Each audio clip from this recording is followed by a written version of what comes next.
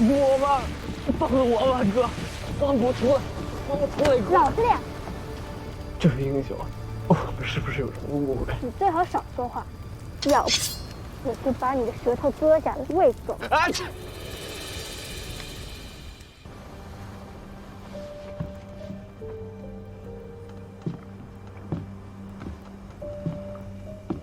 秦淮社李元清见过大知司。原来是大东主当面，请恕文秀不恭。哼，元清死来孟浪，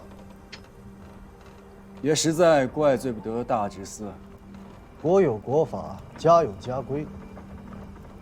海上的风浪虽大，亦非法外之地。某纵横半生，未领过吴越国一文俸禄，也未吃过前王一粒米。吴越之法，与我秦淮社何事？华龙社虽不成器，好歹有蒙冲8艘、海丘16，货船无算，往还高丽扶桑、琉球3幅旗。在这东海之上，我等便是法。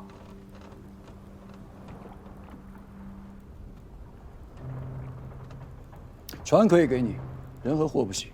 来赤金500斤，买人买货800斤、 600斤。 750斤。天下江山分崩离乱5、60年，谁的日子都不好过。650斤。是啊，乱世营生，家家有本难念的经。700斤赤金，少1厘1毫，大东主自请回船备战。 700斤变700斤，船外那小子送与某家，做个天堂。 1000斤，人和货我买了。啊，750斤买人和货，250斤买我自己。小人乃山岳社少东主，这南唐贼绑了我，索要货物为酬金。大知司只需扣下人、船、货，连同小人一并送往衡州。赤金1000斤，1厘1毫，聚会不少。大知司，这小子胡言乱语，莫要被他所蒙蔽。兴州海上，信以为先。700斤赤金，说定了。大知司真乃是信义君子，元清佩服。外头那个，价值250斤。大东主买吗？加价300斤，我买。涨到300了。大东主要跟吗？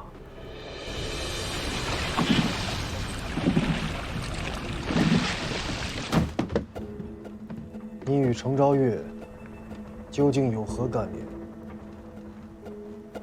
程昭月有2个女儿，一个16，一个12，确实有个儿子，尚在襁褓之中。你到底是什么人？为何要自称山岳少东？小人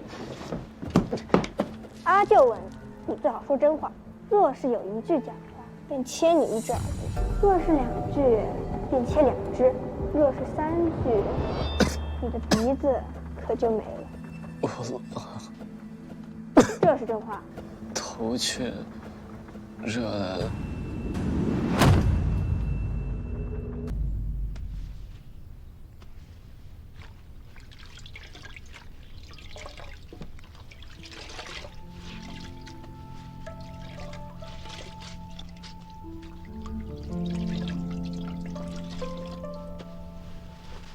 250，你醒啦？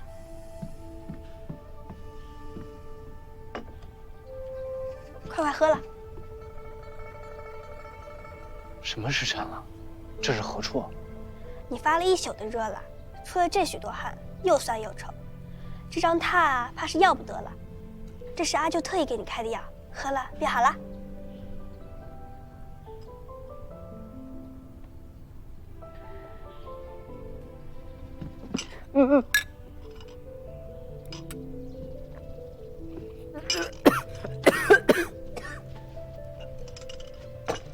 给，甜的。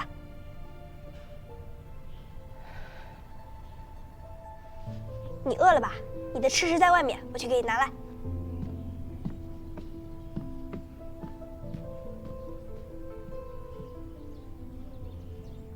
李元清此人的身份你可知晓？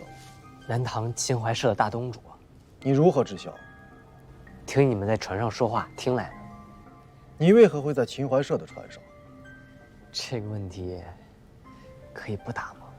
那我换个问题，你是否知晓，那天夜里来的那艘货船是谁家的船？山岳社。你如何知晓？这次能说吗？能说，猜的。你这250，嗯。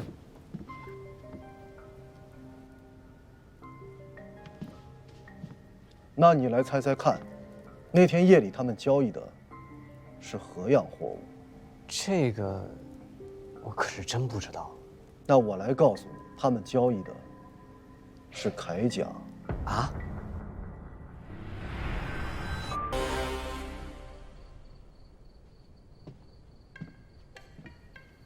喂，250，我后来加价了，300。不算，就是250。你有何事？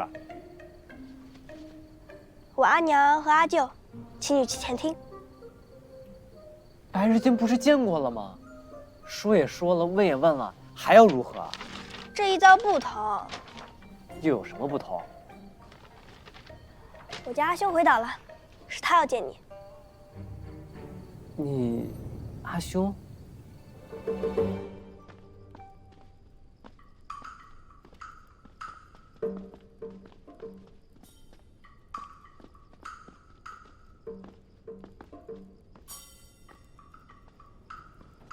水丘公，三哥，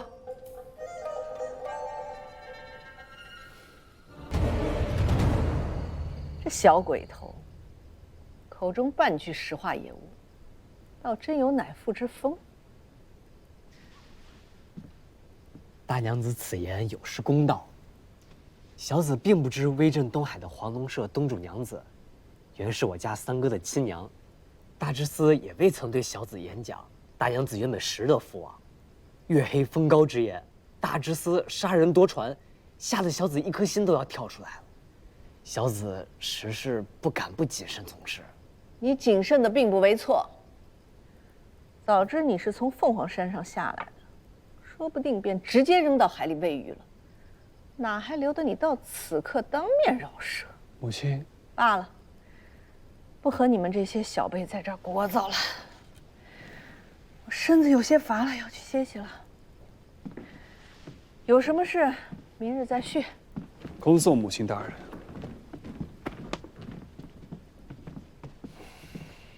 行了，你们兄弟自去画吧，我也乏了。真娘，阿佑，随我回去歇息。是阿舅。恭送舅父。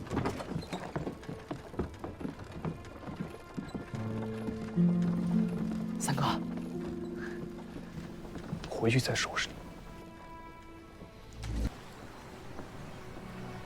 多大人了，还这么扭扭捏捏拿琴做菜，无以之家，何来怜悯之心？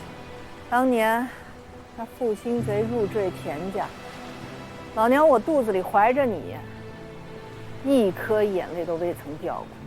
转头，我就嫁给了真娘和阿佑的父亲。30年了，未曾掉过一颗眼泪。现在他人也死了，过往恩怨也就一笔勾销了。三哥，阿娘，你看，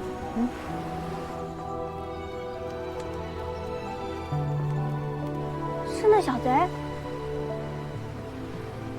三哥，三哥，跟他老子的恩怨倒是了结了，却又欠这小子一个大人情。也罢，回岛之后，你便收拾东西，到杭州西府去伺候他5年，还了这个人情便是。啊？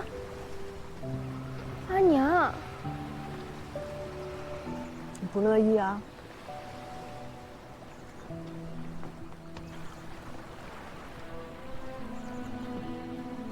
若是5年之内，他和真娘有了真感情，必得备下6礼，娶她为正妻。阿姐周密了。若敢学他老子负心背义，老娘也不介意拉上几百条船，再进一次钱塘口。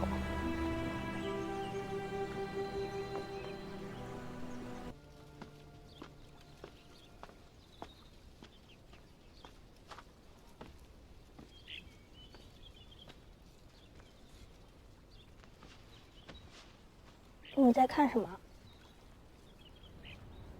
这口井有个名字，叫钱王井。当年我阿翁起兵，摄中军于左近，因没有水喝，便叫各位叔伯与我阿爹一并通力打了这口井，取水为士卒解渴。这口井因而得名。骗人！这里离着西湖近在咫尺，哪里就用打一口井来取水？再说千万军卒，这口井又如何能记得是？分明是你在骗人。好吧，这故事是我编的。你为何要编个谎话来骗我？不是想骗你啊，我是想骗骗我自己。你说我们家这些个兄长们，若真都能像这瞎话里的叔伯们一般和睦齐心，该有多好！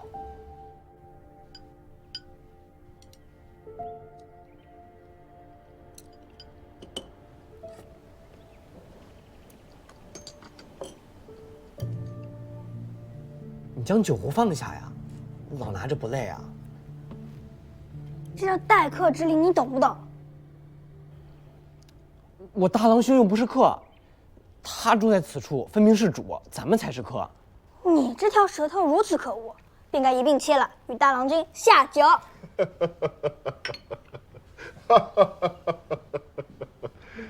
哎呀！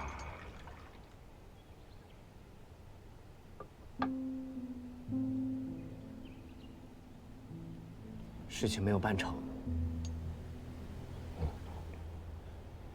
我去求了七哥，让他劝六哥放了申继业，却被七哥骂了一顿，说我不是体统轻重。七郎如今也长进了。七哥进了相府，便似变了一个人，说什么都满口大道理，脸色也是一日比一日难看。我去求了他半日，被他罚去奉仙堂跪了2个时辰。以后不要去了。无妨，2个时辰而已，又跪不坏，还能默诵9章，全当课业罢了。哎，我是说以后不要再去求七郎了。他现在是相府大参，国家重臣，身份不同，许多事情不便宜了。六哥也不便宜了，七哥也不便宜了，三哥回了岛上也不便宜了。好端端的一家兄弟，如何便突然间都不便宜了呢？家事成了国事，还能如何便宜呀？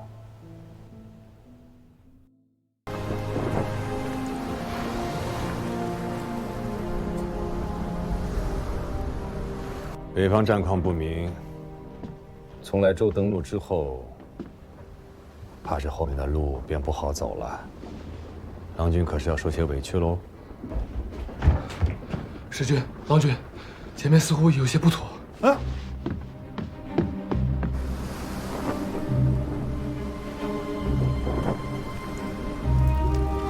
啊！你看，黄龙社的战船啊！哈哈。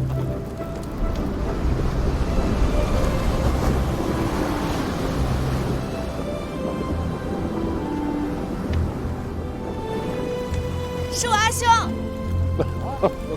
阿兄，阿兄，三哥！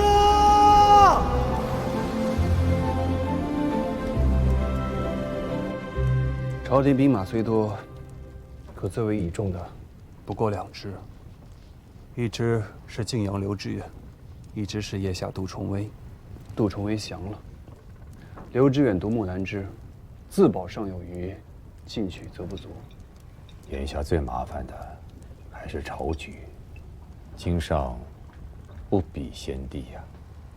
高祖皇帝虽说有儿皇帝之基，但毕竟也是当世一代豪雄啊，统兵用士，御将用人，威望隆重啊。真良，坐这一块吃吧。不要，你们3个人说的话，我一句也听不懂，坐在这儿也是无趣。看你们2位老哥这么多年不见面了，一见面就说这些无趣的话，也不嫌烦恼。这九郎啊，还是这般好玩性的。这如今也入了朝堂了，这些个军国之事，怕是由不得你不关心了。我家先祖遗训叫做势大。契丹铁骑再奢折强横，他总不能一口气骑着马冲过长江来吧？中原之地，便是搅成了一锅烂糊粥，换上他20-30个朝廷，70-80位天子，又何损于我吴越半分？郎君这是在吴越太平之地待久了，未曾见过天崩地裂之危啊！汴梁城中，谁做天子，皆是一般的称臣奉表纳贡。那天崩地裂，又与我等何干？三哥，你尝尝。九郎还是太年轻啊，小心子、小聪明是有的，涉世未深，见识浅薄。六郎是如何想的？该拜七郎来才是啊。人总不能一辈子年轻。该见识的，总要见识；该承担的，总要承担。这世上本没有桃花源。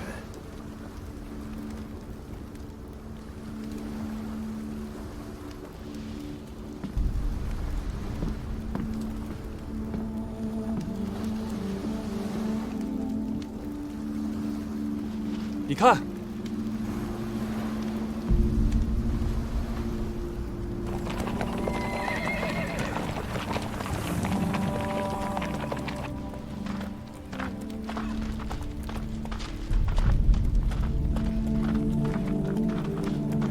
事情不太对呀。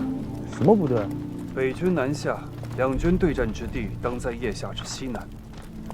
纵使轻骑迂回，也应该超游西边的兖州和冀州，万万没有绕路数百里到东海之畔打草谷的道理。三哥的意思是，此处并非两军交战之前线。契丹铁骑便是生了3头6臂，又如何放着京师不取，反倒绕远路过来？将莱州烧为焦土，因为就不是他们烧的。走。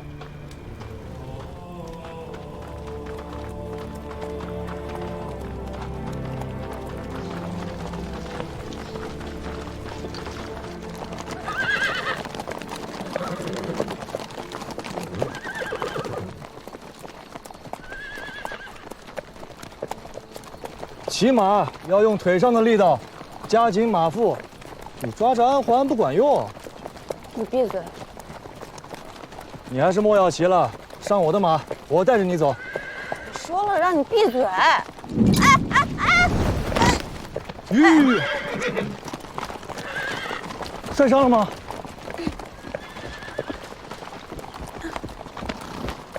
你看，就算摔一跤也摔不坏的，啊，其实无妨的。你上我的马，我带着你走。我不要。哎呀，莫赌气了，你上我的马，我带着你走。我自己会走。你自己会走，汴梁还有那么远。走吧，我带你。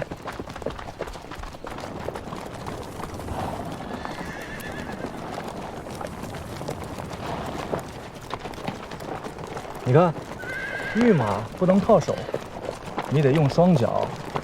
马是极聪明的，你轻轻一碰，它便知道要做什么。你需要做的便是稳稳地坐在马背上，试一下，双腿夹紧，夹紧了吗？怎么样？稳了吗？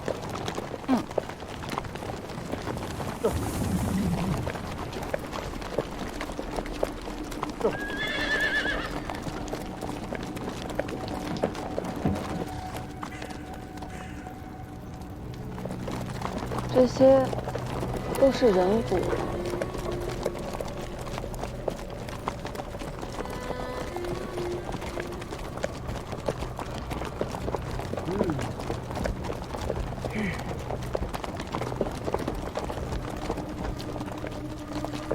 那个人在做什么？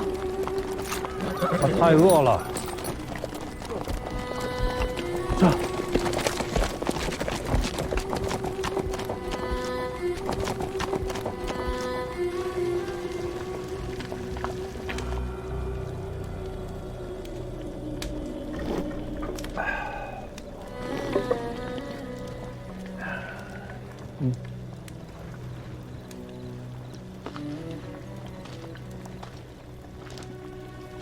梁军，还是用一些的好。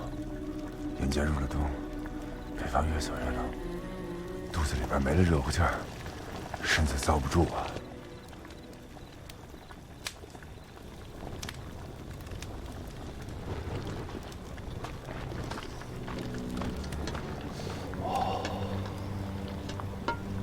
再来一些。此番回去，我再也不用骨头熬汤了。那些丢在路边的遗骨，玉宦官是完全不管吗？这里是平卢军的辖地，从黄巢起乱到现在60、70年了吧？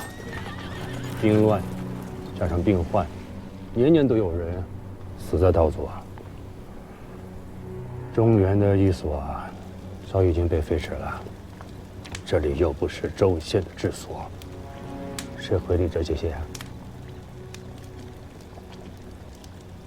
你们看到的那些尸骨，是他们怕阻塞道路，妨碍过兵，这才清理到路边的。这么多尸身，是要出大事的。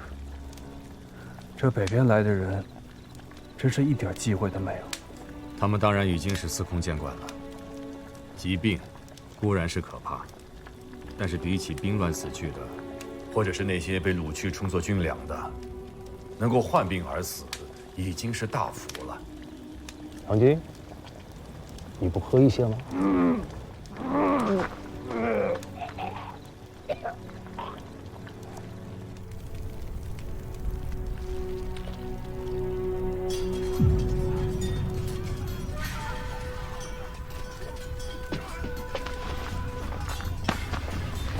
似是有贼人，警戒！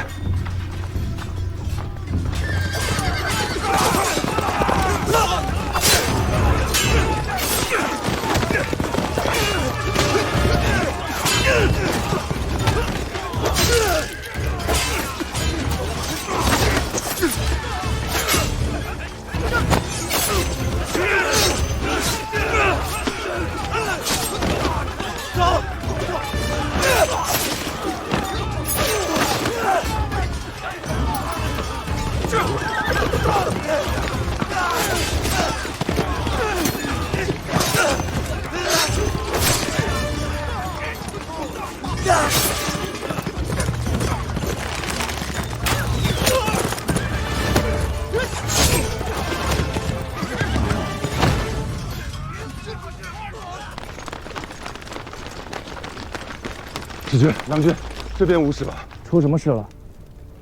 启禀使君、郎君，来了一伙子夜贼，身穿官军的服色，貌似在追杀什么人，一路逃一路追，见这边有火光，便撞了进来。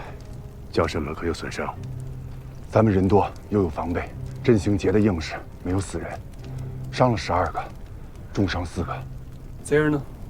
贼人有马，没能全部留下，逃了11个，可留下活口。有2个轻伤，马腿斩断了，见走不脱，自枪了。哦，前面逃的3人，死了2人，还剩1人，身中3箭，背后挨了1刀，还有口气儿在，救吗？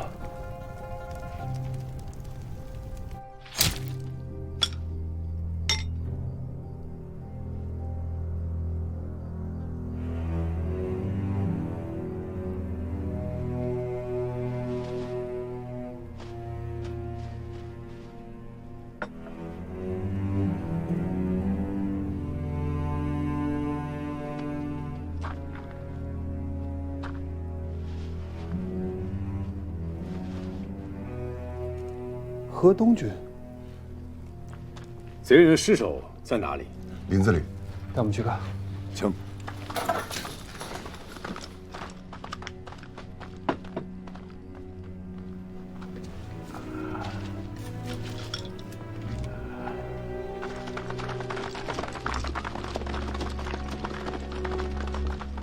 他们穿的是官兵制式的衣甲。很显然，他们不是契丹人。师尊，这是从一个军校身上搜出来的。魏博牙校。番汉内外马步军孔目。这是河东晋阳军的编制，字里可用距太原便有了，实则是沙陀人的亲兵。这孔目大约是个官职吧，却不知道是做什么的。收拾下东西，即可动身。此处不可久留。那个人呢？他伤太重了，走不了的。一旦受了风寒，只会死得更快。北边藩镇之间的仇杀龃龉，非我吴越偏帮所能预闻。这件事，咱们管不了。那便把他扔在这不成？用马驮着带走不行吗？郎君，咱们马匹本来便少，再带上4个受伤的亲兵，便有4个督校要走路行军，那些都是咱自家兄弟，都体谅的。此人身份未明，为了他强令督校让出一匹马来，弟兄们怕是要有些议论。谁要你们让马了？将我的马牵来，用我的马驮着他，我自家走路去汴梁。好了，收拾完了，动身吧。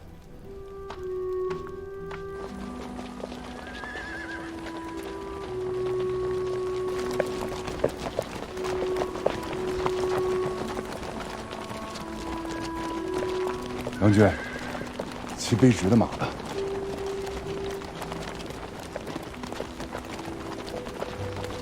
从登岸到现在，就没见到过几个活人。你上一遭来也是这般模样吗3年前这里萧索归萧索，但是县城周遭还是有人烟的。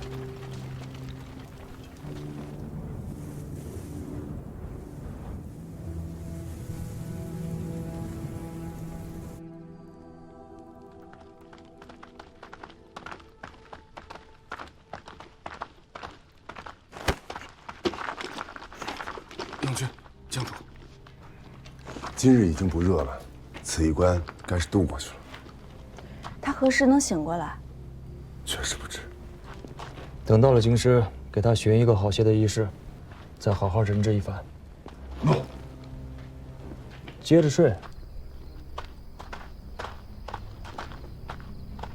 干好了。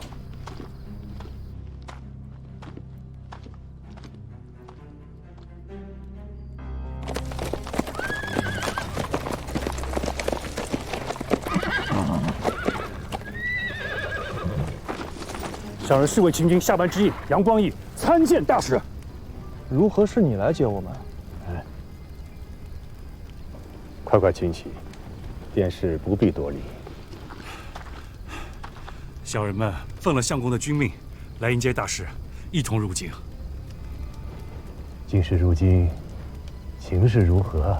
不大好，腋下的兵已经占据了丰丘，强锋直抵陈桥驿。东面东明镇外的赵皮和通瓦乡2座寨子都有斥候滋扰。带队将官是谁？是张国军的张太尉。张彦泽，此人用兵一向有凶悍彪扬之名。北临丰丘，东掠东明，这是要从侧面迂回，截断京师南路。东明有多少兵？是谁在镇守？好叫这位贵人知道，东明虽然有2座寨子，但是没有多少兵马。要真打起来，也是一日间的事。东明一旦泄露，下一个必是陈留。小人今晨路过陈留，陈留令跑了，城里已经乱了套。小人们没有进城，是绕城过来的。今时如今，是谁在主持防城大计？此事说起来尴尬。太尉和将军们推脱了1个多月，相公们也没个主张。那冯令公呢？保令公是十几日之前回的京师，这太尉们排着队，又是京又是资华，想见他老人家，可是一个都没见到。每天只是在京中加班，兵上的事一律托给叔父，问都不带问的。那天子呢？回这位贵人的话，小人身份卑微，宫里的事不能知晓。只是听说前几日有几位黄门内官偷了一些金银细软，想逃出城外。冯令公下了一道军令，斩在了明德门外。得趁着陈留和那别封口，抓紧时机过去。天下大乱了，尘沙泛起，一团污糟烟尘里面，谁也不知躲着什么样的魑魅魍魉、洪水野兽。在吴越时，我总到六哥无情，这一路所闻所见，我才知道六哥的不易。比起这中原的新天子，六哥可强太多了。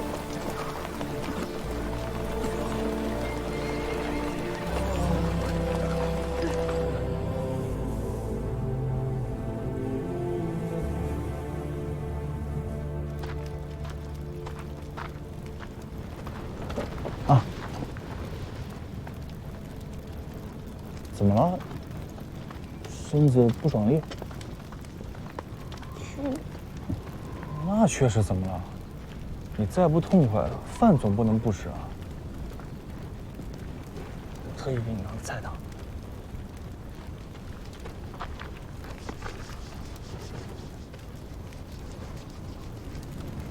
我只是觉着这一遭下来和我想的不大一样。确实不大一样。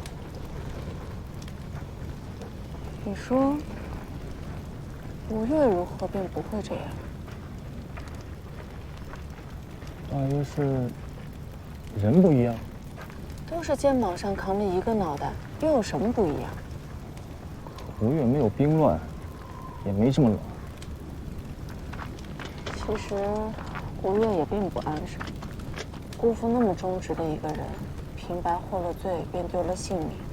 阿兄也是啊，若不是阿娘一怒之下截断了钱塘，怕是也要……功勋们各有各的心思，宗室里面也有家务事，可这些跟梨树前手都没干系。